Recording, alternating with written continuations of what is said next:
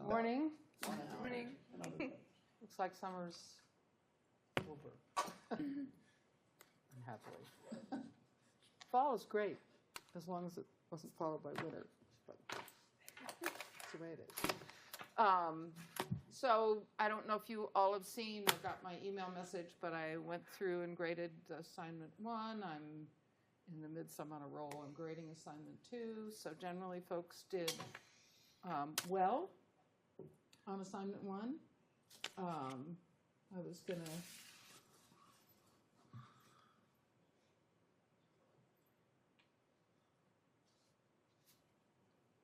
for writing help, some of you, I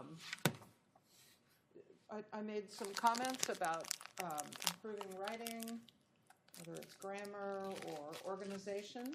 I want to let you know about a great resource that I've sent my students to, and that's the Writing Center at Norland Library. So this is actually posted. I've got a submodule in the assignments section called Writing Help. So I've posted 2 resources. One is this Writing Center, which is graduate students from the English department working for a writing and rhetoric program who are available at Norland Library for the hours that are posted. You can check this out and then get on their webpage. Actually gives you a login to register. It's free, which is a nice resource. And then there's an online, Purdue University runs something called the Online Writing Lab. Again, this flyer's posted on the D2L website in the assignments module. So check this out. You can send them material and then get feedback from them online. So don't have to bother to walk across campus to Norland Library. So 2 resources for writing. Certainly, as you go through school, you're going to have assignments where you have to write, but also some of you are doing theses or project reports. How many of you guys are going to do something that involves a project or research dissertation? Then you're certainly going to have to have your writing skills polished. So these are a couple of good resources to get familiar with early. Okay. So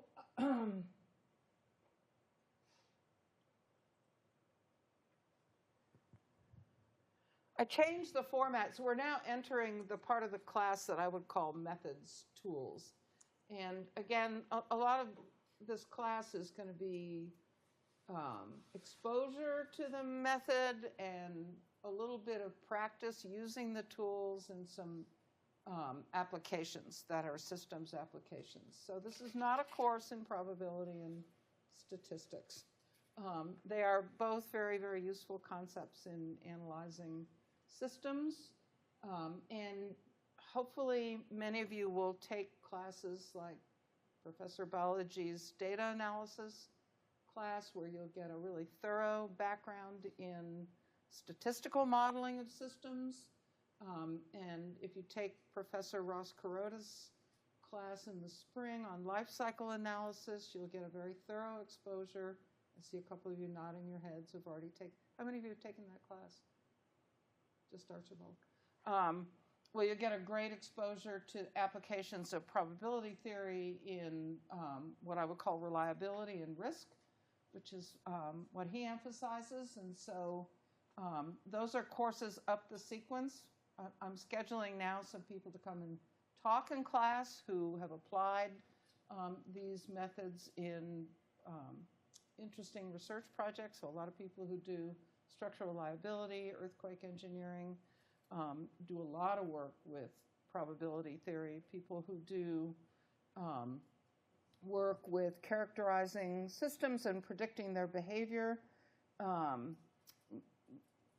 We do a lot of work with statistical modeling, developing statistical models of systems to try and extend a data set and apply it to other situations. So over the next 2 weeks, we'll be going through this rather quickly. So Basically, the goal is some kind of an overview exposure, a little bit of practice, and then we'll probably spend more time as we work our way towards making decisions among alternatives or about system scale. We'll emphasize a lot of economic analysis. So that'll probably be the larger part, and then move that all towards things like multi-criteria decision analysis. Okay. So last year, I kind of belabored probability. We spent a lot of time talking about set theory and deriving things like Bayes' theorem, and it was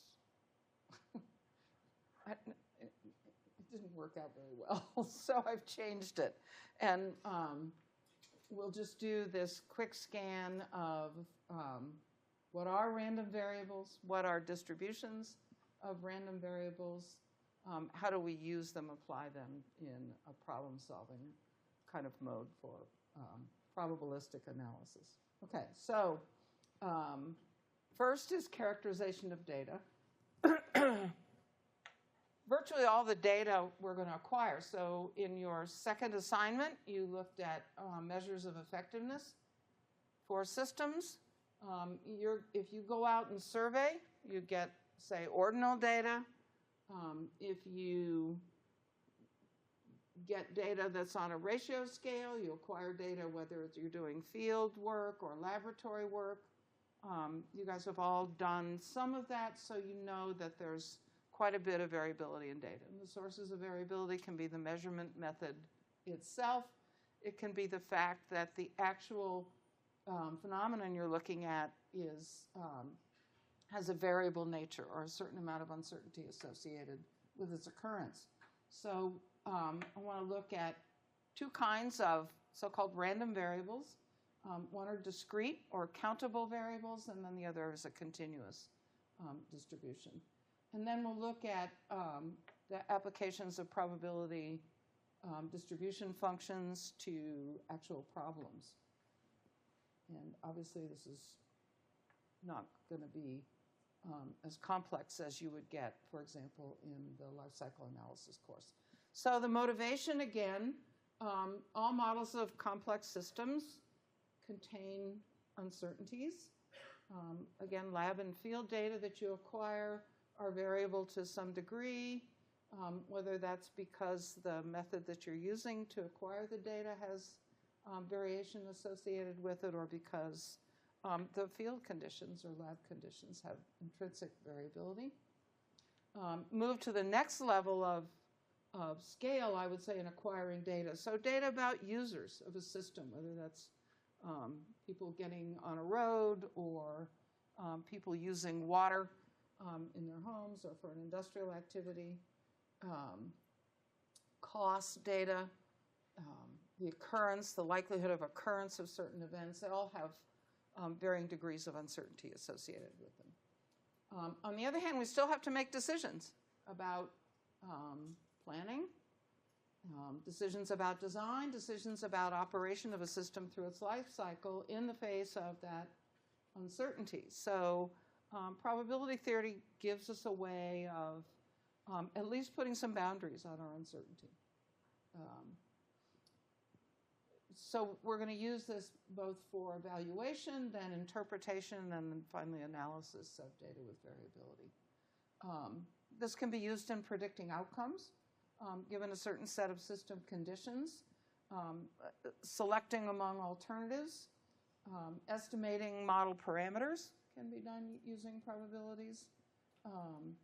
And we talked about some kinds of even deterministic model parameters, things like permeability coefficients, thermal conductivity, tensile strength, diffusivity that you might acquire from lab or field data all have variability associated with them. Finally, the application in terms of making some kinds of decisions, particularly design and operations decision, we use probability in quantifying risk and reliability. So remember that risk generally is characterized as the combination of the probability of an event occurring times the magnitude of the consequences if the event occurs. So intrinsically probabilities involved in evaluating risk. And then with reliability, now we're talking about the ability of the system to resist or be vulnerable to an event with a certain probability attached to it. Obviously, as soon as you get into predicting, it's very difficult to avoid probability. So if we take a simple example, suppose we have two options for controlling traffic flow at an intersection. By the way, a lot of you did transportation systems for your selected system. Why was that? Yeah. I used it all the time last year. In what class? No, just in general, commuting. So. Oh, okay, familiarity, that's good, yeah. Why else? I was on the project that we were working, that I did on my... Okay, so you're familiar. It was familiar, which is always good. Anything else, Archibald? We talked about the US 36 highway, my life cycle class, and I thought it was really interesting, especially the way they gave the contract to. Okay. Others? Why you did transportation? If you do construction management, you're probably involved in some way or another during some time in your graduate career with transportation systems. Obviously, that's a big focus of construction management projects. But there were others. People did, well, that's transportation. People did bike share programs. That was interesting. And then we had a couple of people who did open space and mountain parks. So, and then we had a wetlands project. The electrical grid, that was an ambitious system. So it was interesting to see your choice of alternatives, but I was intrigued by the transportation, and I'll bet we all use transportation systems. So, okay, so here's a very simple transportation issue. We've got two alternatives at an intersection. The first alternative is four-way stop signs, and the second alternative, more ambitious, is redesigning the intersection so there are left turn pockets and a signal.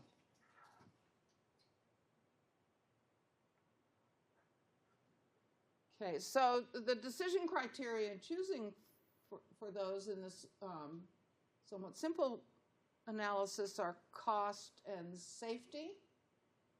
So not surprisingly, the first alternative, the four-way stop sign, is much less expensive and easier to complete than widening the road and adding a signal.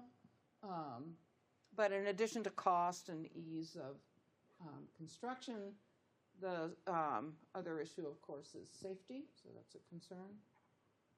And the safety objective in this choice is that the number of accidents at that intersection during a year should be less than or equal to 20. And given that the cost of the second alternative, the traffic signal alternative, is so much larger, there's also a cost objective to do the project for the least cost. So we've attached some conditions to that from data, and where would you get these numbers? Where would you get these data? I'm giving you data that if you select the four-way stop sign, the probability that the number of accidents in a year is greater than 20 is 0.45. Sorry? Traffic engineers should have already factored that type of an. Yeah, from where? Other intersections. Yeah. Okay, so you'd go and look at other intersections and survey the accident data from there. It's pretty good, easy to get. Police keep records. Insurance companies keep records. And if you select alternative B, the signal, which is much more expensive, the probability that you'll exceed 20 accidents a year is 0.1. So significant difference. You've reduced the probability that you'll exceed your threshold by almost 75%. However, yeah, Amber. So like if there's a death or multiple deaths at like a certain area of a road or an intersection, do they just rerun these models, or does it become a public perception issue that they need to change the road?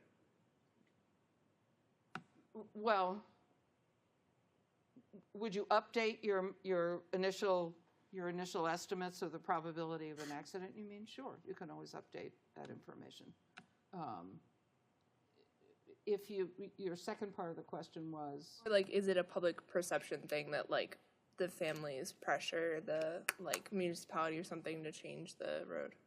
that certainly happens too, but that's hard to put in a probability kind of framework. Yeah, that's an interesting externality, right? Is there a condition that factors in like the usability of the signal, like if it's heavily used versus if it's lightly used? Wouldn't that be a big factor? Well, that would factor in if it's heavily used. One would assume that the number of accidents also depends on the amount of traffic that's going through an intersection. And there's some intersections that might be intrinsically dangerous. There's a hill approach, or people are on a road that has a fairly high speed limit, and then they're suddenly hitting an intersection. But I think a lot of that would be factored into data about that make those predictions about whether the number of accidents would be greater or less than 20 with a certain kind of signal. Or you would try and pick data from similar intersections. Those are all the interesting complexities of decision making, whether it's public perception and pressure. In the Federal Highway Administration, when they're making decisions about bids, cost is about 90%, sometimes even 100% of their criteria for making decisions. So it's interesting to see later in the class, you guys are getting way ahead, because later in the class we'll talk about what I would call multi-criteria decision analysis, where you're trying to factor in multiple objectives, and often you won't wind up with a single kind of optimum solution. We'll spend some time looking at optimization, but you're doing trade-offs, including how you weight various factors. You can weight cost 90%, you can weight it 10%. And then you get into interesting things like people's perception of risk, or how strongly you weight safety.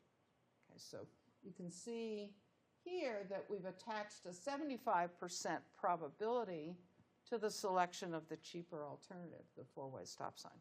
Okay, so that tells you something in the minds of the decision makers of the importance of cost, even though there's a substantial difference in the safety factor. So if we display that information in a table or matrix kind of formulation, so you can see we've got our alternatives. This is the four-way stop, and then we've got the signal in the turn line. So here's the outcomes that we're interested in. So the first outcome, we'll call that D, is that the number of accidents at that intersection will be less than or equal to 20 in a year. And then the other outcome, E, that the number is going to be greater than 20 a year. Notice that then for each decision, the probabilities, of course, are going to add to 1. There's either going to be less than or equal to 20, or there's going to be more than 20. So we've made a kind of a binomial distribution out of this. Same thing with the turn signal. And what we're interested in is, given the information that we've got, what's the probability that there will be fewer than 20 accidents per year using the combined safety and cost information? And so this is just a conditional probability, additive probability. So the probability that there'll be fewer than 20 accidents a year, given the cost and safety information, is about 0.64. And the probability that there will be more than 20 accidents per year is just 1 minus that probability. Again, it's a binomial situation. And so that's about 36%. So what we're saying is there's a 36% probability that there'll be greater than 20 accidents a year at that intersection. And the question is that acceptable? And so now you bring in some of the other variables that you all have brought up. public perception of risk or the acceptability of that number of accidents. And you can get finer.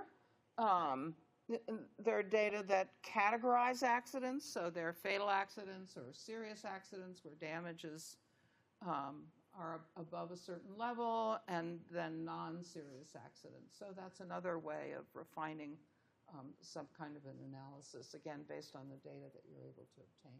So that's just a fairly simple example of using probabilities to evaluate how you make decisions. The next component, so that just illustrates the utility, is what are the variables that we're talking about, these random variables that have uncertainty attached to them. And there are two categories that we'll look at. The first are discrete variables, and the second are continuous variables. Third thing we'll look at is putting those, or evaluating so-called distributions of those variables using probability mass functions, which characterize and cumulative distribution functions for discrete variables, and then probability density functions and cumulative distribution functions for continuous variables. And then finally, and this will lead us towards statistical analysis of data, we'll look at the so-called descriptors of these probability functions. So once you characterize your data with a distribution, you're interested in what are the characteristics of that distribution, and that gets us to these descriptors.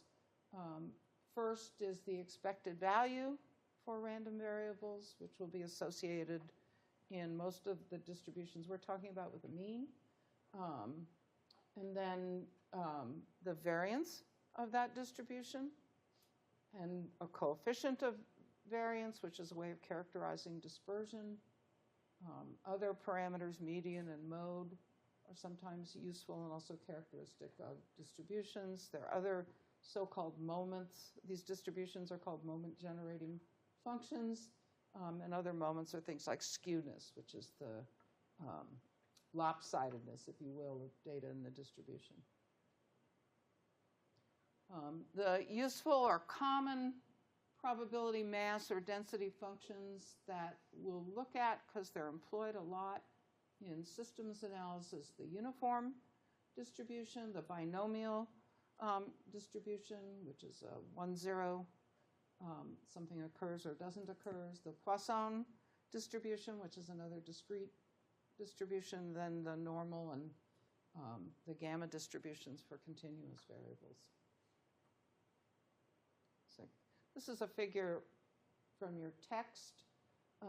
Again, we have the general group of random variables, dividing it into continuous and discrete, and then divisions within the discrete category, getting down to binary discrete or multinary discrete.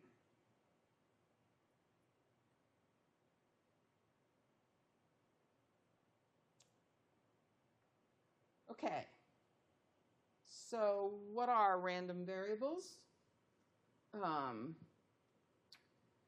An event can consist of, be associated with specific values or a range of values for a variable x. So x is going to be the variable we'll talk about, and then there's x is associated with a sample space, which is defined by an upper and lower bound. Those are the minimum and maximum values of x that contain all possible values of x. For some kinds of distributions of variables, if there are no upper and lower bounds, we have a so-called infinite range, plus or minus infinity.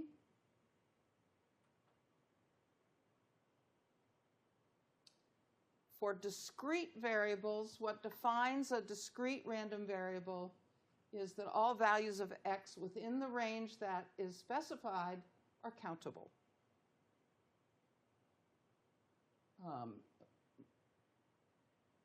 So a lot of countable variables are so-called mutually exclusive events. So for example, the number of trucks or cars crossing a bridge in a day. So those are discrete independent events. And then you can form a so-called event space by defining a range for your event. So for example, X could take on values between 2 and 6. Continuous random variables, on the other hand, if the range of a random variable is, or the possible values of a variable is infinite, it can assume literally any value within a range, then the variable is continuous. Okay.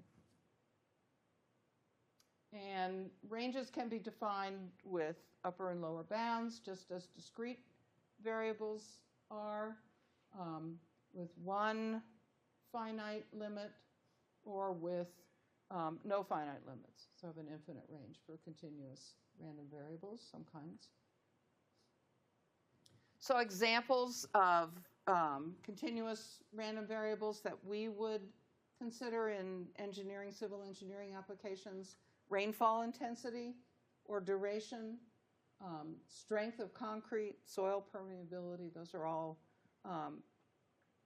variables that can assume an infinite number of values within a certain range. And you can actually convert a continuous variable into a discrete variable by assigning categories to ranges of values of X. So you can do that, and sometimes it's easier to analyze a discrete variable than a continuous variable. Okay. Functions are used to assign probabilities to random variables. And functions can appear as formulas. They can appear in tables or in graphs. Various ways to display information about functions. And we'll look at categories of functions that are associated with discrete variables and also with continuous random variables. So we've gone from data and categories of data to functions, which are used to assign probabilities, to the occurrence of a variable, and then functions that apply to discrete and continuous variables. Okay, so for discrete random variables, we assign something called a probability mass function. And so the notation for that is P of X, the probability of X occurring. Okay, so remember, with discrete variables, they're countable. So X are going to be whole numbers, right? Just like you'd assign to accounting, including 0 and positive and negative values are possible. And so P of X is the probability that X, your variable, is equal to a certain value in the distribution small x. And those probability values are discrete. You can look at the probability that X is less than or equal to some value X in the distribution as a cumulative distribution function. Sometimes that's of interest to you. And then that's just the summation over all of the values of X times over that probability for each value. So X is an upper bound. And all probabilities, of course, have a value between 0 and 1. No negative values for probabilities. So whether that's the cumulative distribution function or the probability mass function, the value is between 0 and 1. Okay, so for a non-finite range, an infinite, so-called infinite range, the cumulative function for minus infinity is 0. Of course, that's the lower bound, so you can't have X less than minus infinity. And the probability at the plus infinity end of the distribution, of course, is 1. So it's just saying that for any range, infinite range, probability range is between 0 and 1.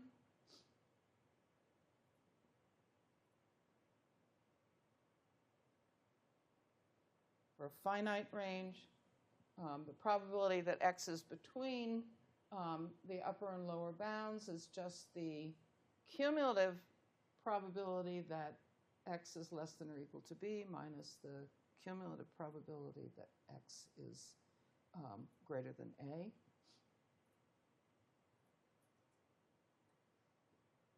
Okay, so here's a quick, simple example. I always think with probability it's good to have examples because it's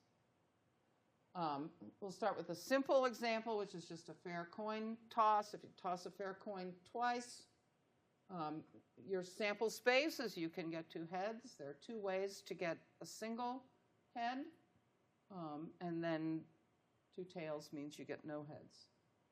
So the probability of x in any trial for a fair coin, of course, is 0.5.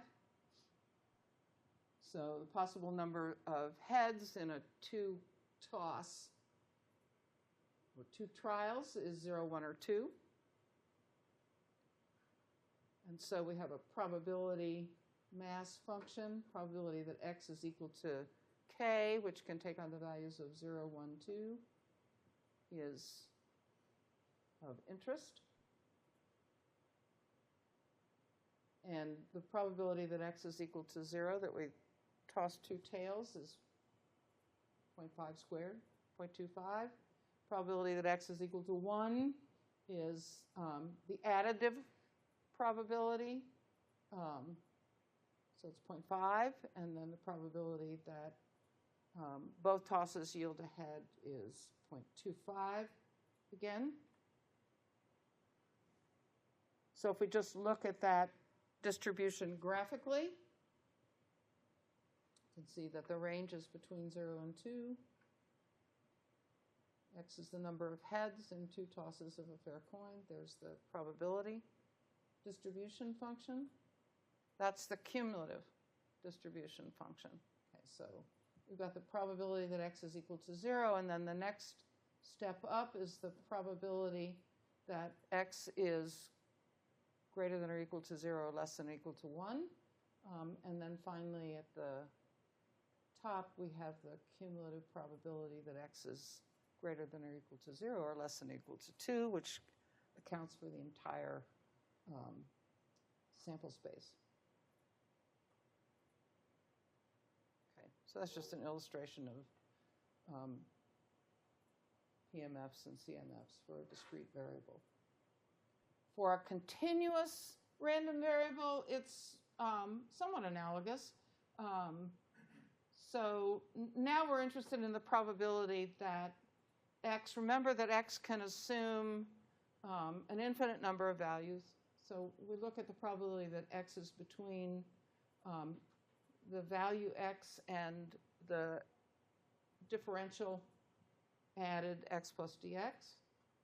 And we call that f of x dx instead of p of x. So p of x characterizes discrete variables. F of x characterizes continuous random variables. So that's a probability density function. And then, again, we have the analogous cumulative distribution function. Again, we can take that for any range that we want in this example. So now we use the integral between the upper and lower bounds that we're interested in of f of x dx. And that gives us the cumulative capital F of x, the cumulative distribution function. So that's the relationship between small f of x and the cumulative function. Again, analogous kinds of relations for a finite range, upper and lower bounds.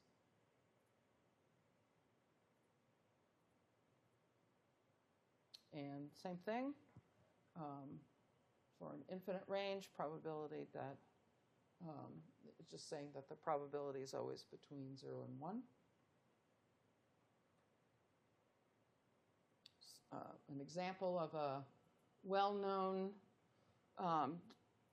PDF and CDF for the normal distribution. So characteristics of that, in this case we've set ranges of -4 to 4.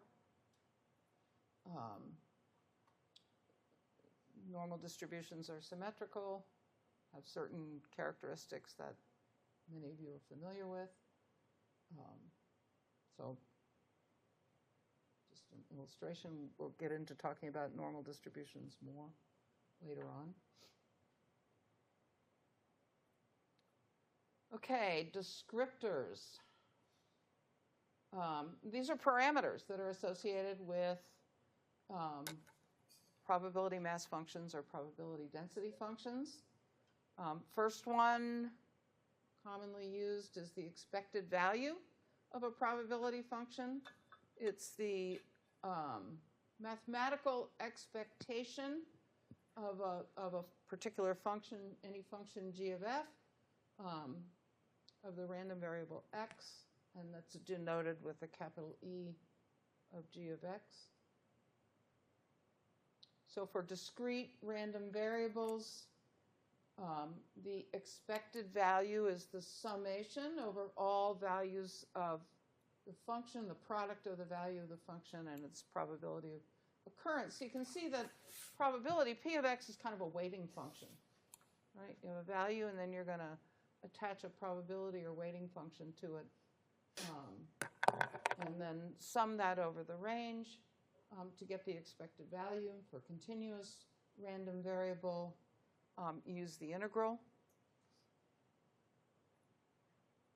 So you have to know the function for both cases, as well as the values that x can take on.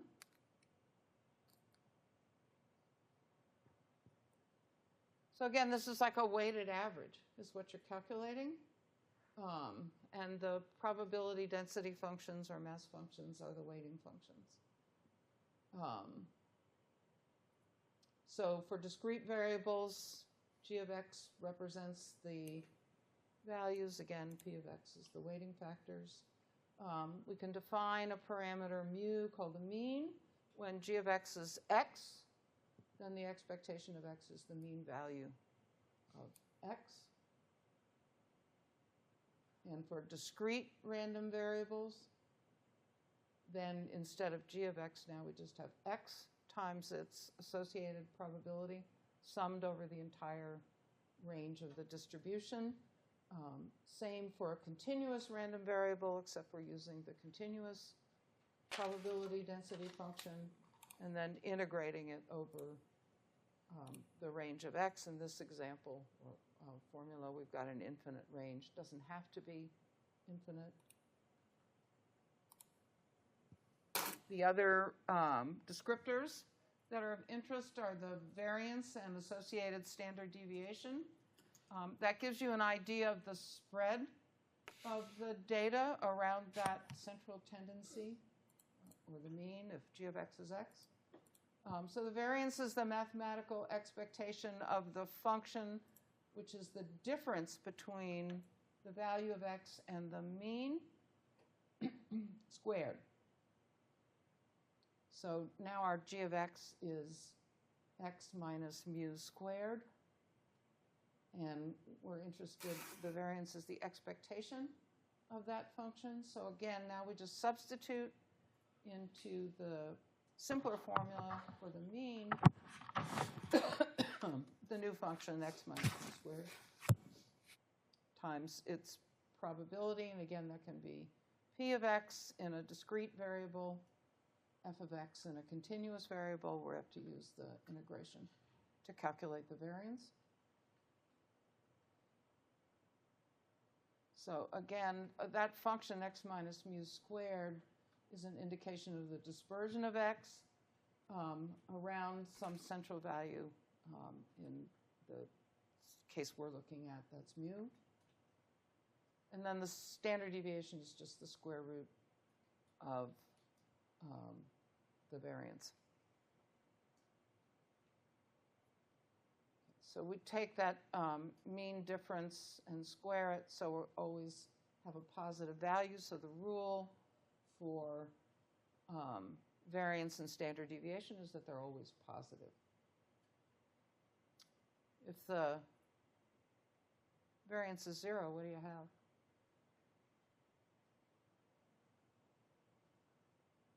What do you not have? variance is 0. What's that?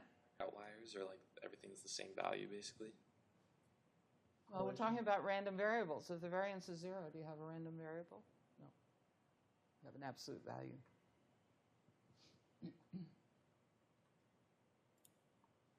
Okay, so units, standard deviation and mean both have the same units as x.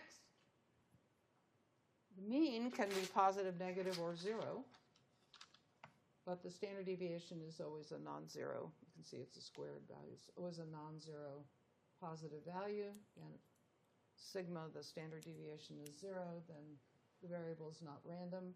Coefficient of variance is an interesting way of characterizing the spread or dispersion of the data in a distribution compared to its mean. So it's a way of proportioning the standard deviation related to another descriptor of the distribution. So it's just the standard deviation divided by the mean. Sometimes it's expressed as a percent. You will see data where the coefficient of variance is greater than 1 significantly. What does that mean? Sometimes it's even 2 or 3.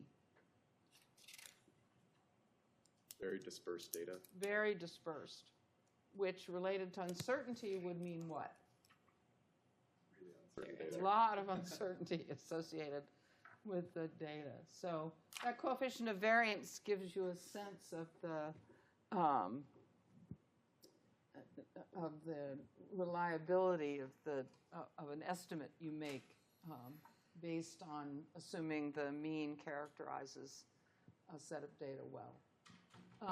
The median is just the probability that x is greater than the median value. XM is 50%. So it literally divides your data in the sample space into 2 sections, above and below this median value.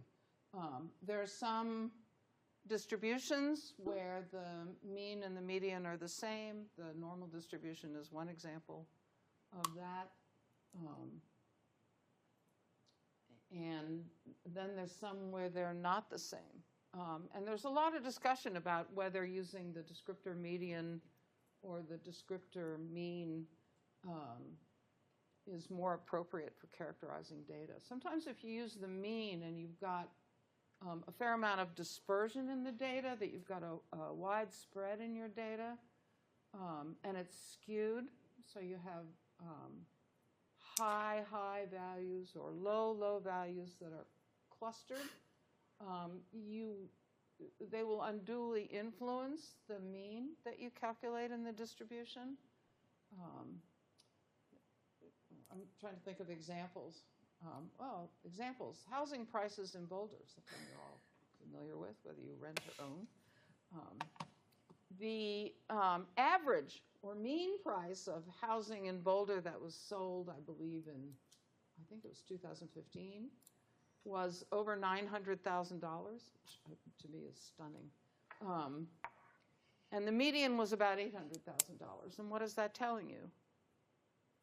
Very expensive to live here. You have some very expensive houses that were sold, and probably not a whole lot on the lower cost end of the range, so that is unduly influencing. They're both astonishingly high values, but I think that it's a simple illustration of what you choose to use to characterize a distribution has an influence on how you interpret data. The mode is where the probability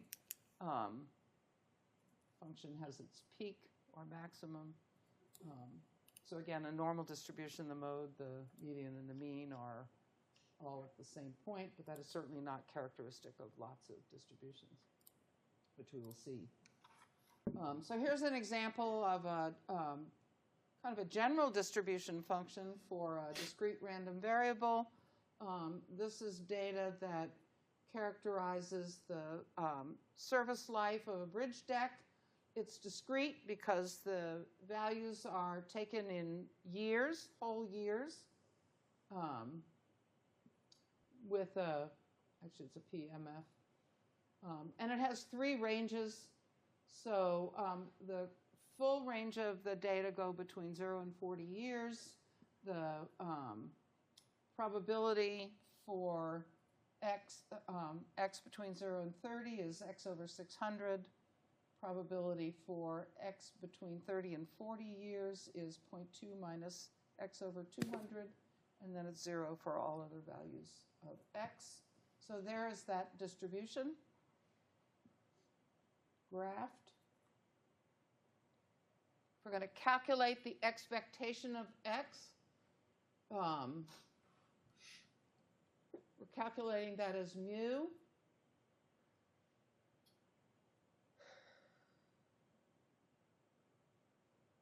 And I did this in a spreadsheet, actually.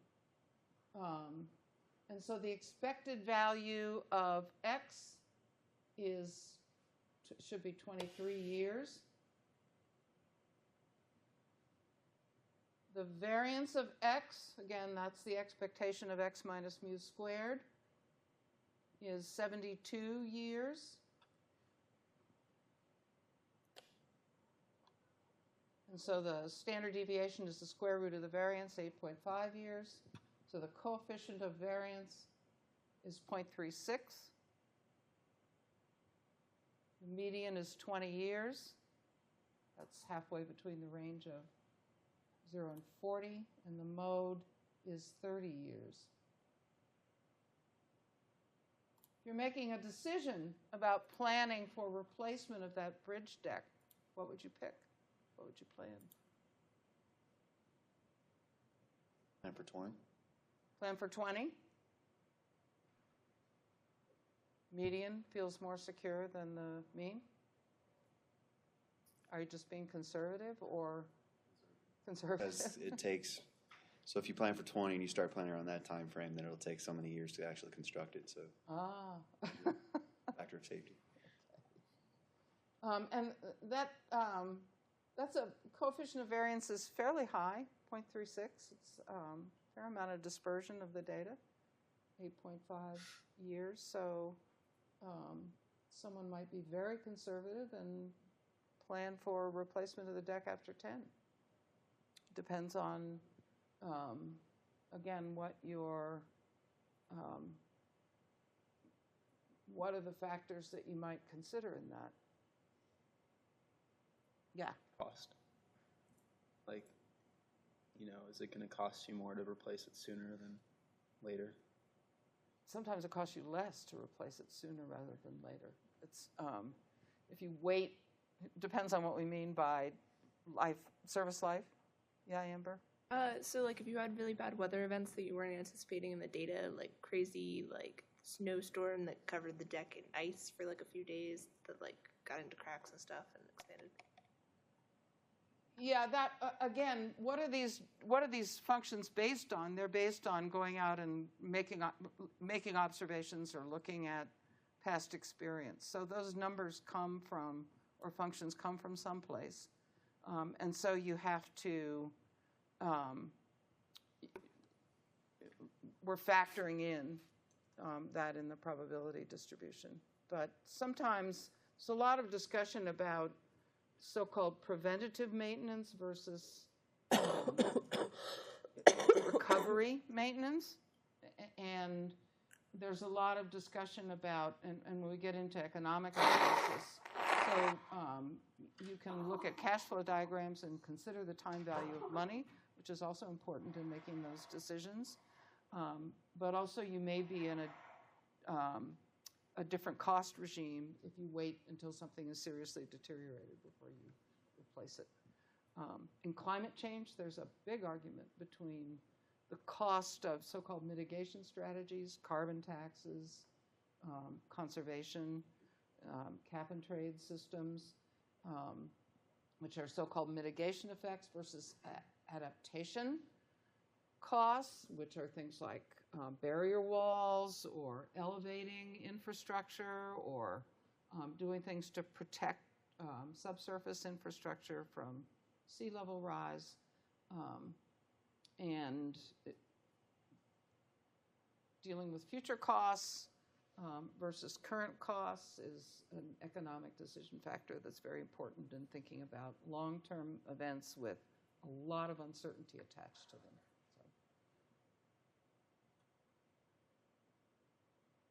So the probability mass functions that are commonly used in civil systems kinds of analysis, we have a uniform distribution, which will look at a binomial distribution, and a Poisson distribution. So those are all characterizing different kinds of discrete random variables. So the uniform distribution looks as it sounds. The probability of any event or any value of x occurring in the event space is uniform or equal through the entire event space.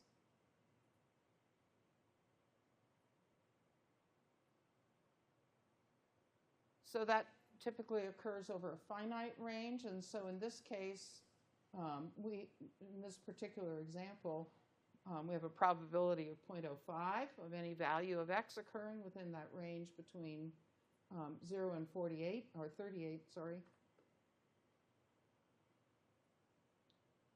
So we also have equally spaced values within that range. So the initial value of x at the beginning of the range is called A, and then we have the second value of x proceeding up the range is A with the addition of a constant c, where c is greater than or equal to 0. So x3 is A plus 2c, x4, A plus 3c, etc., all the way to xn, which is equal to b, which is the top value in the range. So the expectation of x in that uniform distribution is A plus b over 2. So for A is equal to 0 and b is equal to 38.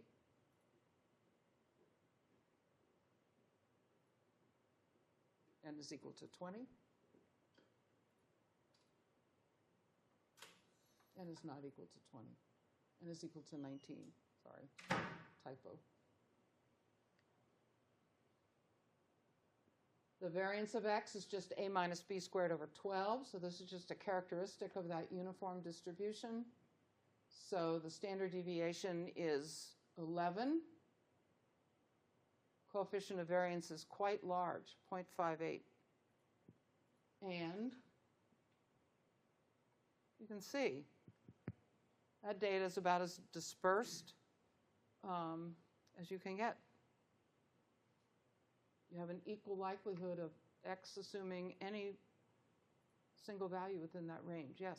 Observation about the coefficient of variance. So it seems like if you have a mean that's really high, let's say like the population of a city, a couple million, and then the variance of that city compared to another city, might be a couple 100,000. The coefficient of variance in that case is going to be really tiny. Whereas if you have small values like this, the coefficient of variance will be proportionally higher. So it seems like it doesn't really account for the magnitude, I guess, of the data.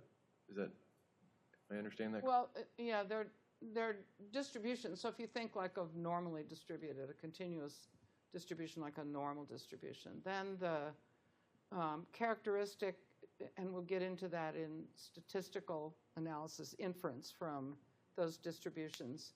For the normal distribution, 68% of the data is plus or minus 1 standard deviation from the mean. 95% of the data characteristically is plus or minus 2 standard deviations from the mean, 98% plus or minus 3. So that also is a way, when you start calculating what area of the distribution, the so-called density, it is. On the other hand,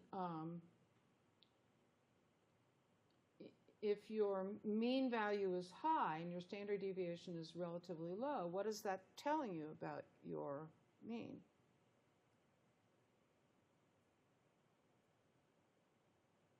It's pretty accurate. It's accurate. It's a reliable estimate. Right, it's a reliable estimate. Of the variable. Okay. Whereas if you look at that uniform distribution, which has a high dispersion, a high coefficient of variance, how well are you characterizing an event that followed that distribution by accepting the mean? Gotcha. Okay. Well, it partially depends on,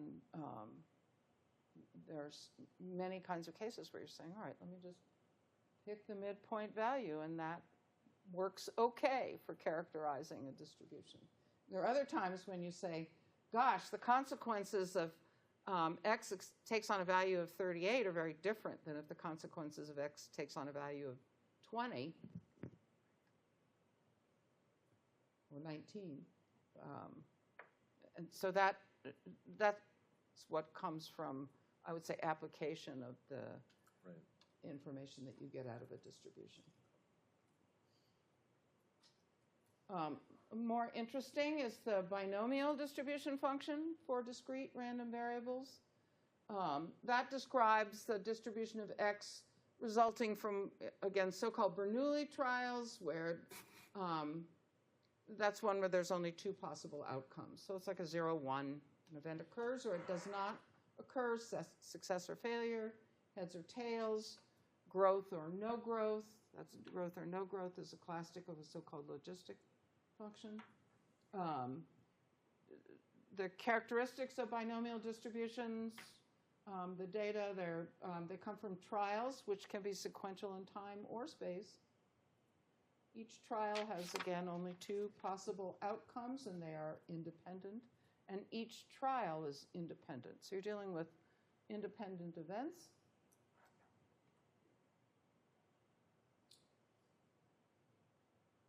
We actually characterize the probability function as B because P is associated with the probability of an event occurring in any individual trial, occurring or not occurring, like a coin toss. And so the description of that density function, again, we've got the n over x number, it's combinations that x events can be selected from a set of n trials times the probability of x occurring in any single trial times, sometimes that 1 minus p is expressed as q, taken to the power of n minus x.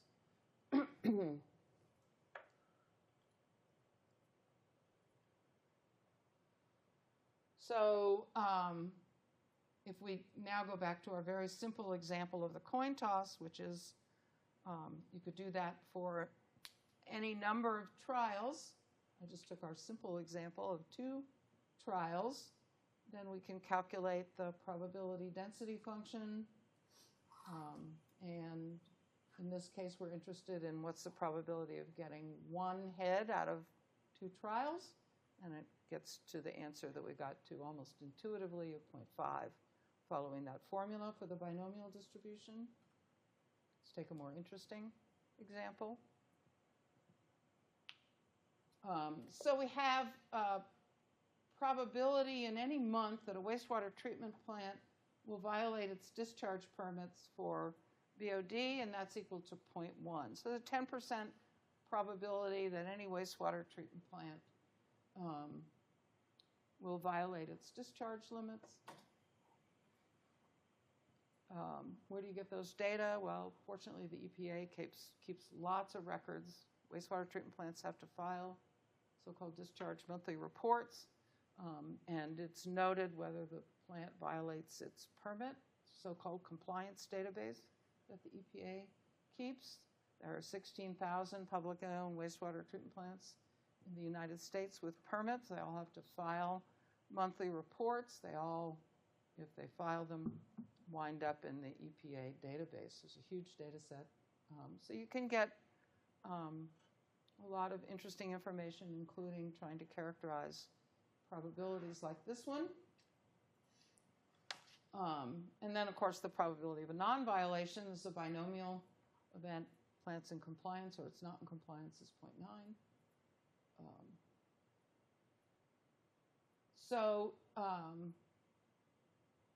If we take samples of 15 months of data from these discharged monthly reports, taken from 15, 25, and 50 treatment plants. So we have 3 different sample sets for these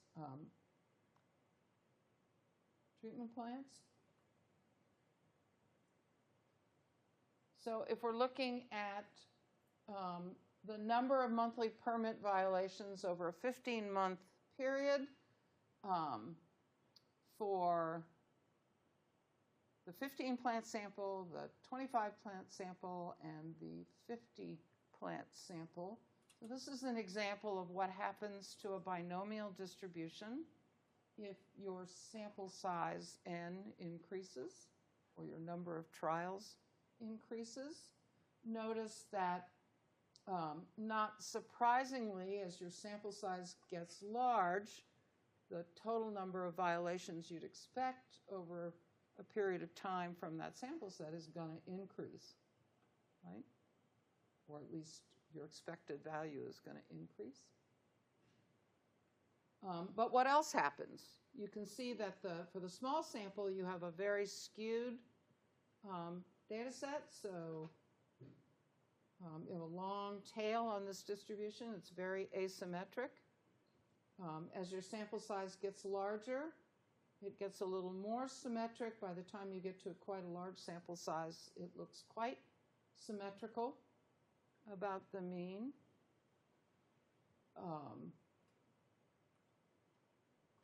For the descriptors for that distribution, again, expectation of x for binomial distribution for n is equal to 15. So here's the formula. I actually just solved this in a spreadsheet.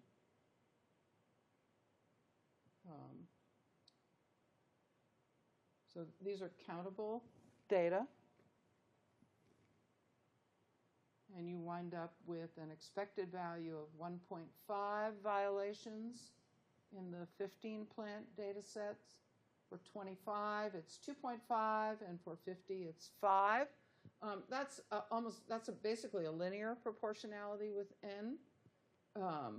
The variance for that, again, that's the expectation of x minus, sorry, I didn't change this to a symbol, but this is mu.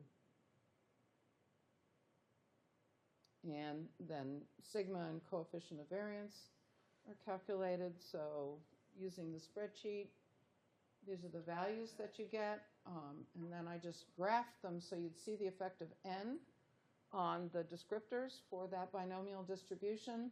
So you can see as n increases, obviously you have more plants, the expected value of that distribution is going to increase. The standard deviation also increases at a much lower slope. And then finally, the coefficient of variance actually decreases. So the dispersion of the data decreases for that very large sample. Not a huge amount, but it does decrease. And that's because you have a large mean value, which was there's the cumulative distribution function for that binomial distribution. Okay, remember, that's the probability, the cumulative probability that x is less than or equal to a particular value of x.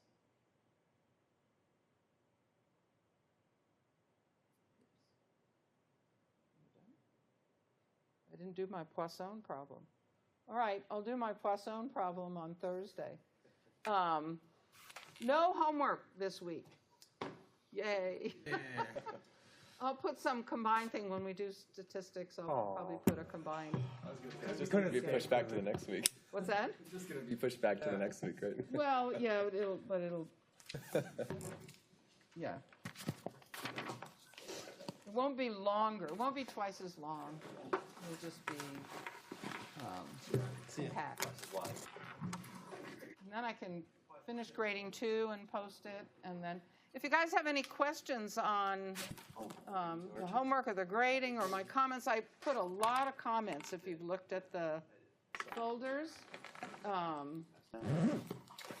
Partly because it was interesting, plowing through about 180 pages of stuff that people wrote, but it was interesting, the things that you all picked. So, but I did make a lot of comments, and maybe there'll be fewer depending on the nature of the homework. All righty. Have a nice rainy day. Bye, you too.